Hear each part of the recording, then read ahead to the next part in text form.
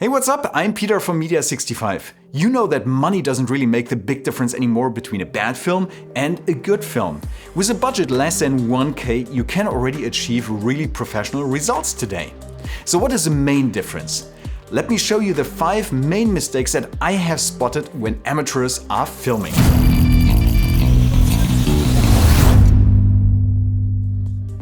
Today's smartphones easily rival the quality of good video cameras. And even affordable video cameras come with a quality that would not have been imaginable 20 or 25 years ago. And when it comes to video editing software today is affordable and sometimes even free of charge. So the real difference is you, because it's your skill set, your creativity and your imagination that will make the difference between a good film or a bad film. And here are the 5 mistakes that you should absolutely avoid if you don't want to completely ruin your films. Creating a video is not only putting together a couple of images, it's about telling a story and conveying a clear message. And the story has to transport the message in the best way possible.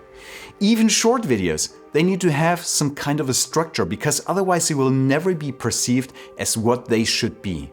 The best way to inform or to entertain your audience. Okay, I agree. Filming is an art and it requires a lot of skills. There's no wonder actually why most of the people pass through film school. But nevertheless, even if you have never come close to any film school, there is no reason why you shouldn't respect also some basic rules. One of the most important rules is the rules of thirds. You have to respect this rule, especially if you have people in the frame. And then also work on your diagonals. And in general, I can say, get inspired by professional video productions and look how they compose the images. It's very interesting if you have a clear look at these video productions and you see how the image is composed. That will open your eyes and will inspire you quite a lot for your own video productions.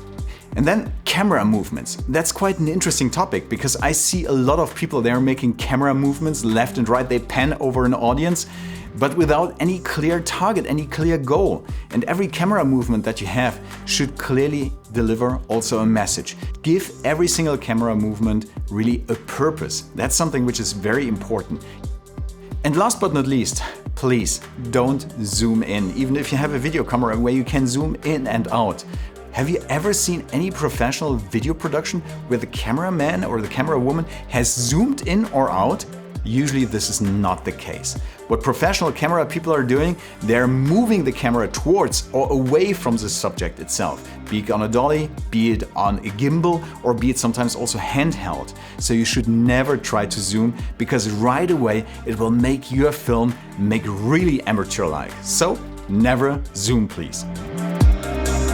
Let's speak about white balance and color temperature. It's very important that you get a deeper understanding of what color temperature means and how you set the white balance on your camera, in best case manually. Of course, most of the cameras today, they come with a quite good automatic white balance. But nevertheless, this automatic white balance isn't flawless and it might not guarantee that not the different shots that you're taking will look different also in the post-production. And especially when you're panning, it might be very well that the automatic white balance is during the shot itself changing the color temperature, and that will definitely not look very good. So dive into this topic, make sure that at least when you're filming the white balance is locked while you're recording, because otherwise you will find yourself with very crappy results in worst case, and you will spend a lot of time color grading these shots just to fix this problem that could be quite easily just avoided during the shooting. Bad sound. Oh yeah, I made a whole vlog about the fact that today there is no excuse anymore for bad sound. First of all, good microphones, even good microphones, are today pretty much affordable. And even if your recording is not perfect, then today AI can help you to improve even poor recordings. But nevertheless, as good as AI is, just make sure that during the recording your sound is the best possible, because what you don't have to fix in the mix will save you a lot of time afterwards. And on the other side, I know it's maybe trendy to have the microphone in the hand and to run around with the microphone to record yourself. Maybe I'm a little bit old-fashioned, but I want to have the microphones as invisible as possible, and especially I don't like it if you have any cable dangling around here. So make sure that the microphone is invisible, that the cable is not showing, and the sound quality is good. And that will definitely make you professional. Filming is only one part of the business. Equally important is the post-production, the editing. And here I recommend that you definitely get inspired again by professional video productions. Look at them, look how they structure the editing, how they structure the different scenes, what cuts are they using, what rhythm they are bringing into the film that they're editing. That's very revealing and you can inspire yourself quite a lot on that. And then there's one word about transitions. If you inspire yourself by professional video productions, you will discover one thing that I have learned quite early on in my career. They usually don't use any fancy transitions. There is not even sometimes dissolves in there, but just hard cuts. If your film doesn't work with hard cuts, then you made some fundamental mistakes during the filming. If you want to use transitions, then please use them on a purpose and very clearly to convey a certain message or to structure your film in the best way possible. And then another word about music. You will use music, of course, to underline certain aspects of your video. And it's a good idea also to edit the video, to make the cuts in accordance with the sound itself. Be it on the rhythm, be it on the mood, you need to feel the music and then you edit and cut your video also according to the music. That will make a huge difference between a film which is poorly edited on the music or a film which is well done, edited on the right music. Producing videos is not rocket science. It requires skills that can be acquired.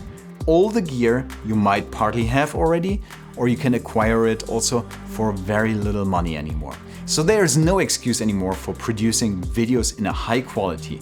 The only thing that you need to have is the willingness to do it, to learn new things, get inspired by professional video productions, and then do it and do it again and again. Rinse, repeat, learn, rinse, repeat, learn, and so on until you feel, oh, now I'm becoming better.